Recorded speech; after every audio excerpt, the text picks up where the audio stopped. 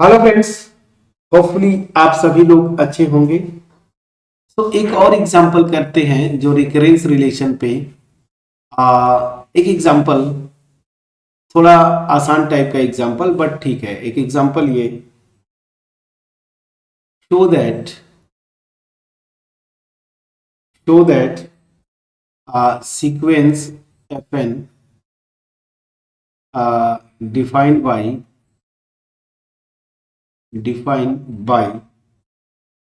fn plus 1, this is equal to 1 by 2 n plus 9 by fn n greater than or equal to 1, और जहाँ पे f1 positive दिया है और fn is greater then या less than और equal to 3 ले लीजिए, this for every n, so that this converges. ठीक है ना, so that this is convergent पहला, ऑल्सो फाइंड इट्स लिमिट। ठीक है ना। तो दो पार्ट में मैंने क्वेश्चन बनाया कि पहले आप दिखाइए कि ये जो सीक्वेंस है जिसके जो एलिमेंट्स के बीच में ये रिकरेंस रिलेशन जिसको मैं बोल रहा था वो दिया हुआ है, और सीक्वेंस का पहला एलिमेंट पॉजिटिव है और सीक्वेंस का हर एक एलिमेंट लेस देन और इक्वल टू n है, तो दिखाइए कि वो कन्वर्जेंट होगी। और उसके बाद फिर आपको दिखाना क्या है कि जिस नंबर पे ये कन्वर्ज करेगी वो भी निकालना है, उसी को मैंने लिखा है फाइंड इट्स लिमिट। ठीक है ना। तो चलिए यहां पे देखिए, बड़ा इंटरेस्टिंग केस है। जो हमने पहला एग्जांपल किया था ये वाला, यहां पे देखिए दो ही टाइप के एग्जांपल यहां पे अक्सर बनते हैं। यहां पे फर्स्ट एलिमेंट को दे देता है और रिकरेंस रिलेशन देता है, फिर उसके बाद आपको कन्वर्जेंट या फिर उसका लिमिट पूछता है। यहां पे आप देखिए फर्स्ट टर्म नहीं दिया है, इस तरह के क्वेश्चंस में फर्स्ट टर्म नहीं दिया है, आपको बस लिखा क्या है कि फर्स्ट टर्म इज पॉजिटिव। ठीक है ना। तो अल्टीमेट हमें रिजल्ट वही लगाना है कि कोई सीक्वेंस अगर है जो कि मोनोटोनिक है तो वो कन्वर्ज करेगी if and only if it is bounded. ठीक है। तो अल्टीमेट हमें यही दिखाना होता है कि ये मोनोटोनिक सीक्वेंस है और बाउंडेड है, यही ना। तो अब देखिए, जैसे पिछले क्वेश्चन में अगर फर्स्ट एलिमेंट दे देता है तो मोनोटोनिक इंक्रीजिंग का जो डिफिनीशन था fn प्लस 1 ग्रेटर देन और equal to fn for every n। ठीक है ना। और डिक्रीजिंग का ये लेस देन और इक्वल टू। अब देखिए यहां पे अगर f1 दे दिया रहता है तब फिर ये कॉन्सेप्ट यूज करिए जैसा हमने पिछले क्वेश्चन में किया, लेकिन यहां पे पहला एलिमेंट नहीं दिया है ना, फर्स्ट एलिमेंट केवल इसमें लिखा है पॉजिटिव है। तो आप क्या करें, चाहे मैं ये दिखाऊं मोनोटोनिक इंक्रीजिंग के लिए या फिर इसी के इक्विवेलेंट मैं ये दिखा दूं fn प्लस 1 माइनस fn, ठीक है ना, इज ग्रेटर देन और इक्वल टू 0। अगर ऐसा मैं दिखा दूंगा तो क्या हो जाएगी, सेम ही ये जो मैं लिख रहा हूं मोनोटोनिक इंक्रीजिंग उसका मतलब यही है फॉर एवरी n। तो चाहे मैं ये दिखाऊं या ये दिखाऊं, अब अगर यहीं पे ये डिफरेंस लेस देन और इक्वल टू 0 हो जाए तो मोनोटोनिक डिक्रीजिंग हो जाएगी। समझ में आ पा रहा है कि नहीं फ्रेंड्स। तो दोनों आप जो कॉन्सेप्ट है ये बाय डिफिनीशन जो था उसको लेके हमने किया पिछला एग्जांपल में, जहां पे फर्स्ट टर्म दिया था, फर्स्ट टर्म ना दे तो फिर आप ये कॉन्सेप्ट यूज करेंगे। ठीक है। अब थोड़ा सा अगर आप ध्यान दें तो आप करेंगे ऐसे ही। ठीक है ना। अगेन यहाँ पे मैथमेटिकल इंडक्शन ही यूज करेंगे, हालांकि प्रॉपर मैथमेटिकल इंडक्शन पे नहीं जाते हैं जैसे पिछले क्वेश्चन में हमने किया था कि n इजकल टू 1 के लिए ट्रू है, m के लिए ट्रू माना, फिर m प्लस 1 के लिए हमने दिखाया कि ये ट्रू है। ठीक है ना। तो यहाँ पे लेकिन वैसे ही मैथमेटिकल इंडक्शन टाइप का ही आप दिखाते हैं, जैसे वही कॉन्सेप्ट आप यूज करते हैं। तो यहाँ पे देखिए n इजकल टू 1 अगर आप रखेंगे तो क्या हो जाएगा, f2 माइनस f1 मुझे निकालना। तो चलिए पहले मैं यहाँ पे आता हूँ f2 माइनस f1, मैं इंक्रीजिंग होगा या डिक्रीजिंग होगा, बस ये डिफरेंस बताएगा ये वाला जनरल। अगर ये पॉजिटिव है ग्रेटर देन और equal to 0 increasing, less than और इक्वल टू 0 डिक्रीजिंग। तो चलिए f2 माइनस f1 निकालता हूं। और ऐसा क्यों कर रहे हैं, देखिए यहाँ पे F1 दिया नहीं है, बस इसके बारे में इंफॉर्मेशन ये है कि ये पॉजिटिव है।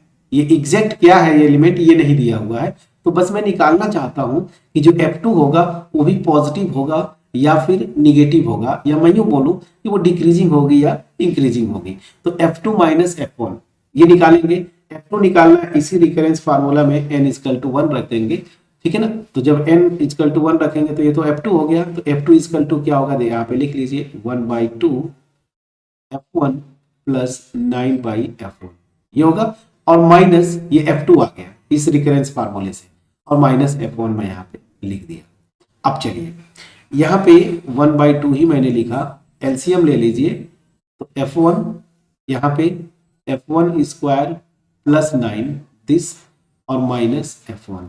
अब पूरे के लिए एलसीएम आपका 2F1 आ जाएगा, तो यहाँ से F1 square plus 9 minus 2F1 square, तो यहाँ से क्या आ जाएगा देखिए F1 स्क्वायर और ये माइनस 2F1 स्क्वायर, तो माइनस F1 स्क्वायर आ जाएगा, तो ये हो जाएगा 9 minus F1 square upon 2F1।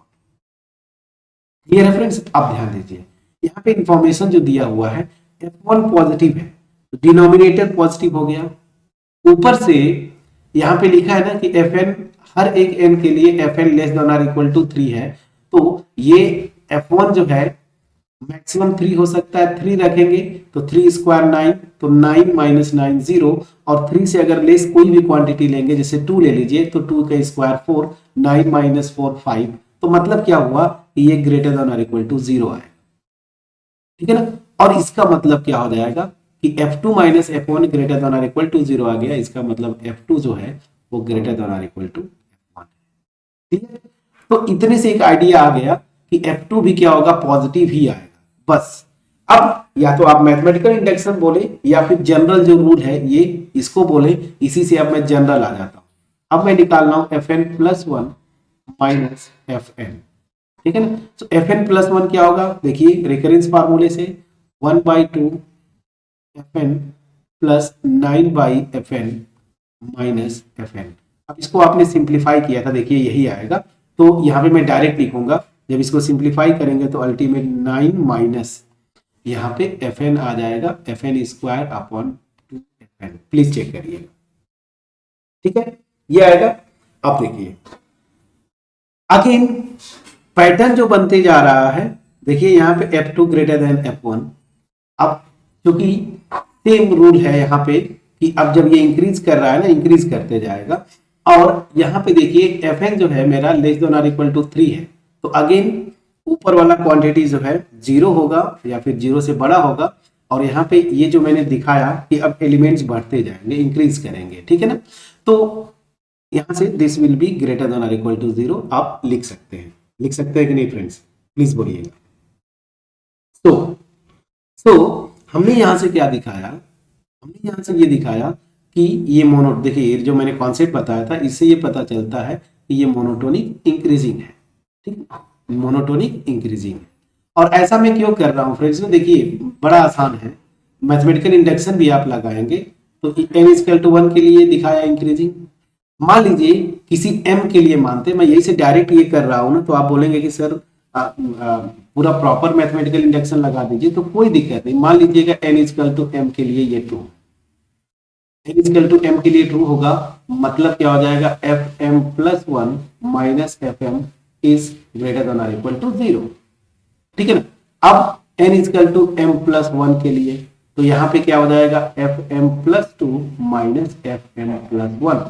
जब ये निकालेंगे इसी फार्मूले से देखिए तो क्या आ जाएगा 9 minus Fm square upon 2 Fm plus 1 square upon 2 Fm plus 1 ये आ जाएगा। अगेन क्योंकि ये हर एक n के लिए दिया हुआ है लेस देन और इक्वल टू 3, तो ऊपर तो या तो 0 होगा पॉजिटिव, डिनोमिनेटर की बात बोलते हैं, तो आप मैथमेटिकल इंडक्शन से यहाँ पे आप प्रूव कर चुके हैं, ठीक है ना, आप प्रूव कर चुके हैं कि Fm प्लस 1 पॉजिटिव है, तो मतलब ये भी क्या हो जाएगा ग्रेटर देन और ये यहाँ से ग्रेटर देन और इक्वल टू 0। तो मैथमेटिकल इंडक्शन से प्रॉपर भी आप जा सकते हैं, मैंने डायरेक्ट कर दिया, ठीक है, कंफ्यूजन नहीं होना चाहिए, क्लियर। चलिए आप बल्कि इसी को लेके कर दीजिए ना, वो ज्यादा अच्छा है, मैं कर दूं, चलिए मैं कर देता हूँ, जो मैं आपको बता रहा हूँ उसको मैं प्रॉपर कर देता हूँ, अदरवाइज अननेसेसरली आपको कंफ्यूजन होगा। मैथमेटिकल इंडक्शन ही मैं लगा देता हूँ। मैं डायरेक्ट करने की कोशिश कर रहा था, लेकिन चलिए मैं अननेसेसरली आपको कंफ्यूज नहीं करूंगा। ये हो गया, मैथमेटिकल इंडक्शन से मैं यूज करता हूँ। लेट मैं एज्यूम किया कि n इजकल टू m के लिए ये ट्रू है, मतलब इंक्रीजिंग है, तो n इजकल टू 2 के लिए इंक्रीजिंग होगा, sorry n equal to m के लिए, n इजकल टू m के लिए इंक्रीजिंग है, मतलब क्या हो जाएगा F M plus one minus F M, this is greater than और इक्वल टू 0, ये हो जाएगा। और दैट मीन्स क्या हो जाएगा कि यहाँ पे F M plus one is greater than और इक्वल टू एफ एम, ये भी आप लिख सकते हैं। अब मुझे क्या दिखाना है, N equal to M plus one के लिए, so now F M plus two, यहीं पे एन की जगह एम प्लस वन रखेंगे, this minus F M plus one ना, एन की जगह एम प्लस वन रख रहा है, इसके लिए मुझे दिखाना है ट्रू होगा। तो अगेन इसी फार्मूले से देखिए, मैं आपको बता रहा था, जो ये आ जाएगा 9 minus F M plus one whole square upon 2fm plus one. अब यहां से देखिए fm प्लस वन पॉजिटिव है, वो पैटर्न देखिए फॉलो होते जा रहा है, ये पॉजिटिव है, पॉजिटिव बोलना मतलब ग्रेट, ये क्या है, यहां से देखिए f1 पॉजिटिव, तो उसी तरह से यहाँ पे f2 पॉजिटिव, तो एंड सो ऑन fm भी पॉजिटिव होगा यहाँ पे। और ईच n के लिए fn जो है लेस देन और इक्वल टू 3, तो अब ये सी बात हो, डिनोमिनेटर जो है वो क्या हो जाएगा, अगर ऐसे देखेंगे तो ग्रेटर देन और इक्वल टू 0, नीचे पॉजिटिव है, दैट मींस क्या, ये ग्रेटर देन और इक्वल टू 0, ठीक है ना। तो मैंने क्या दिखाया, मैथमेटिकल इंडक्शन लगाया, n इजकल टू 1 के लिए ट्रू, इंक्रीजिंग में दिखाना चाहता हूं, n इजकल टू 2 के लिए, sorry n equal to m के लिए एज्यूम किया, इसको लेके मैंने दिखाया ये कंडीशन होल्ड करती है। तो by principle of mathematical induction, sequence जो मेरी दी हुई है fn is monotonic increasing, monotonic increasing हो गई। चलिए बाउंडेड के लिए कुछ दिखाना ही नहीं है, क्योंकि यहां पे आपको लिख दिया है ना कि हर एक टर्म जो है तो क्या है, लेस देन और इक्वल टू 3, और क्लियरली यहाँ पे प्रॉपर लिख दूं, सिंस जो दिया हुआ इंफॉर्मेशन है, since f1 is positive and fn is less than or equal to 3 for every n, this will imply this fn is bounded, is bounded।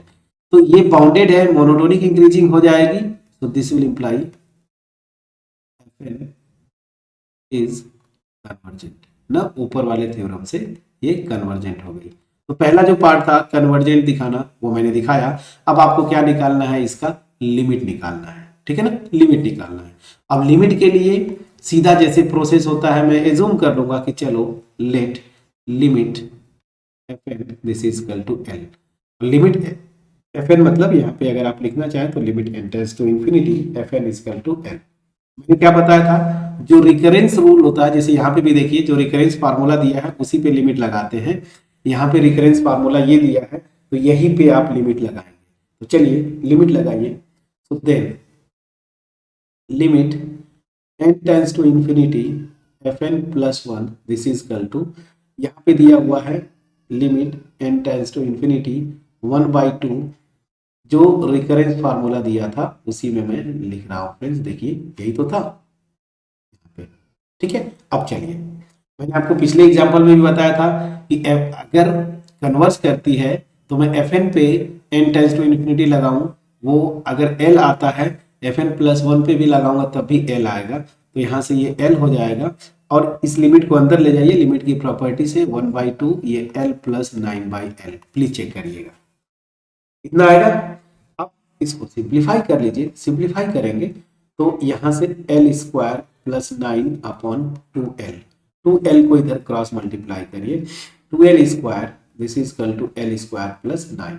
अब यहाँ से देखिए l को इधर लाएंगे, l square is equal to 9, तो this will imply l की value plus minus, sorry friends, l की वैल्यू प्लस माइनस 3, तो मतलब क्या होगा, +3 भी आएगी और -3 भी आएगी। बट यहाँ पे जो इंफॉर्मेशन है, फर्स्ट एलिमेंट पॉजिटिव है और ये इंक्रीजिंग सीक्वेंस है, दैट मीन्स सारे के सारे एलिमेंट्स पॉजिटिव होंगे। तो जब सारे के सारे एलिमेंट पॉजिटिव है तो जो लिमिट होगा जिसपे ये कन्वर्स करेगी वो भी पॉजिटिव होगा, कभी निगेटिव नहीं होगा। तो ये नहीं आया, सो दैट मीन्स यहाँ से l इक्वल टू 3। ठीक है, मैंने क्या किया यहाँ पे इस क्वेश्चन को बिल्कुल उसी पैटर्न पे, दो टाइप के क्वेश्चंस बनते हैं जनरली, या तो फर्स्ट एलिमेंट दे देगा आपको, जैम के क्वेश्चन पेपर उठा के देखिए ऐसे देते हैं, या फिर ये इंफॉर्मेशन देगा कि f1 इक्वल टू, या वहां पे पिछले क्वेश्चन में दिया था f1 की वैल्यू, यहाँ पे f1 को केवल दे देगा पॉजिटिव है या निगेटिव है, उसके अकॉर्डिंगली आपको करना होता है। तो इंक्रीजिंग दिखाने के लिए दो तरीका है जो मैंने अभी बताया, शायद इरेज भी कर दिया, कि या तो मैं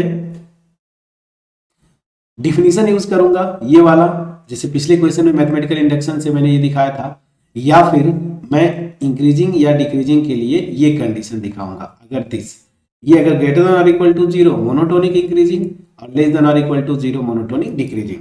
तो जब ऐसा दे, एलिमेंट एग्जैक्टली ना देके बस वो बोले पॉजिटिव है या नेगेटिव है, मैथमेटिकल इंडक्शन अगर आपको लगाना है तो इससे लगाइएगा। मैंने ये प्रॉपर लगा के देखिए, प्लीज इसको आप चेक करिएगा। मैंने आपको बताया कि हाँ ये मोनोटोनिक इंक्रीजिंग हो जा रही है, बाउंडेड के लिए टेंशन ही नहीं लेना था, ग्रेटर देन मतलब पॉजिटिव है और मोनोटोनिक इंक्रीजिंग सीक्वेंस है, और हर एक एलिमेंट लेस देन और इक्वल टू 3 मतलब ये बाउंडेड हो जाएगा।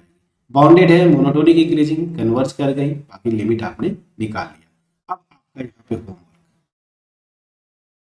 अगर यहाँ पे fn ग्रेटर देन और इक्वल टू 3 देता तो क्या होता? तो होमवर्क है कि अगर fn ग्रेटर देन और इक्वल टू 3 हो फॉर एवरी n, ठीक है ना, उस केस में आपको चेक करना है क्या ये सीक्वेंस कन्वर्ज करेगी, और अगर कन्वर्ज करेगी तो किस नंबर पे कन्वर्ज करेगी।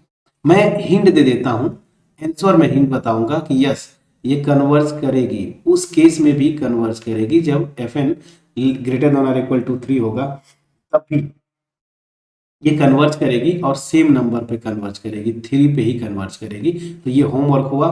यहाँ पे अगेन मोनोटोनिक में तो कोई टेंशन नहीं होगा, आप इजिली दिखा ले जाएंगे। बाउंडेड दिखाना होगा, बाउंडेड के लिए भी मैथमेटिकल इंडक्शन लगाइएगा, कोशिश करिएगा, हो जाएगा। होपफुली मेरा एफर्ट जो था वो आपके पास पहुंच पाया होगा, ठीक है ना। अब यहाँ पे अगर मोटिव आपका होम एग्जाम्स का था, यहाँ पे कंप्लीट होता है। बुक्स उठाइए, प्रैक्टिस करिए। जैम नेट का अगर आपका टारगेट है तो आप जैम और नेट के क्वेश्चंस उठाइए, सॉल्व करिए। हाँ, अब हम शुरू करेंगे सीरीज कर लेंगे, तो मैं वहां पे कोशिश करूंगा कि सीक्वेंस और सीरीज में जो क्वेश्चंस बनते हैं लास्ट ईयर आए हुए हैं उनको मैं जरूर करवा दूंगा।